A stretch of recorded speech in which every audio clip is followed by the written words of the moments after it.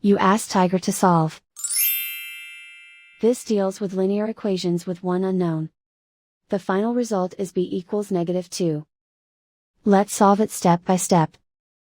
Group all constants on the right side of the equation. Add 1 to both sides. Simplify the arithmetic.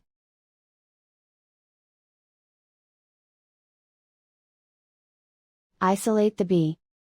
Divide both sides by -5. Cancel out the negatives.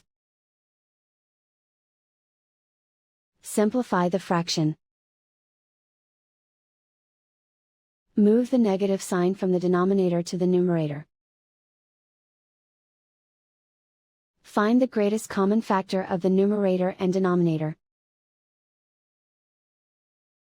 Factor out and cancel the greatest common factor. And so the final result is b equals -2.